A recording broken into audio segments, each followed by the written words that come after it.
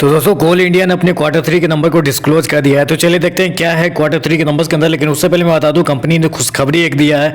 पहले तो कंपनी ने सेकंड इंटर्म डिविडेंड के रूप में ₹5.25 के हिसाब से डिविडेंड देने का ऐलान किया है, जिसका जो रिकॉर्ड डेट होगा वो वेडनेसडे होगा, 8 फरवरी होगा।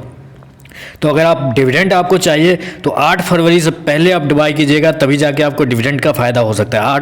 ₹5.25 का डिविडेंड कंपनी इस क्वार्टर में देने जा रही है, याद रखिएगा। चलिए कंपनी के नंबर्स देख लेते हैं, क्योंकि नंबर्स भी बहुत शानदार है। इस क्वार्टर में कैसे गया है चलिए देखते हैं।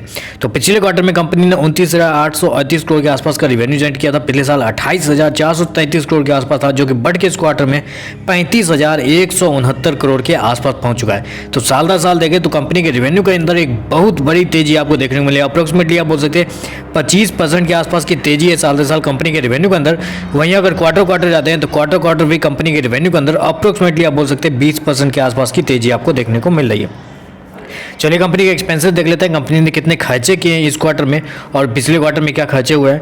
तो देखिए पिछले क्वार्टर में कंपनी ने 23,770 करोड़ खर्च किए थे। पिछले साल 22,780 करोड़ खर्च किए थे, जबकि इस क्वार्टर में देखा जाए तो कंपनी के खर्चे 26,246 करोड़ के आसपास है। तो कंपनी के खर्चे भी इस क्वार्टर में कंट्रोल में देखने को मिल रहे हैं। चलिए कंपनी का ओवरऑल प्रॉफिट क्या निकल आता है वो देख लेते हैं। पिछले क्वार्टर में कंपनी का प्रॉफिट 6,043 करोड़ था, पिछले साल 4,556 करोड़, जबकि इस क्वार्टर में देखें तो कंपनी का प्रॉफिट बढ़ के 7,719 करोड़ के आसपास आ चुका है।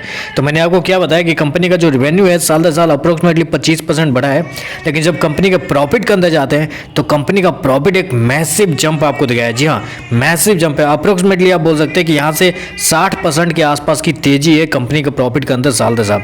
जबकि क्वार्टर देखें तो क्वार्टर अप्रोक्सीमेटली 28% के आसपास का तेजी देखने को मिला है। तो ओवरऑल देखें तो नंबर बहुत जानदार इस क्वार्टर में कंपनी ने दिए। ईपीएस की बात कर लेते हैं तो ईपीएस 7.40 हुआ करता था पिछले साल, बढ़ के ₹12.58 के आसपास है, जबकि पिछले क्वार्टर में 9.81 था। ओवरऑल देखें तो नंबर बहुत शानदार इस क्वार्टर में कंपनी दिए हैं। ऊपर से ₹5.25 का जो डिविडेंड है वो चेरी ऑन केक के बराबर है।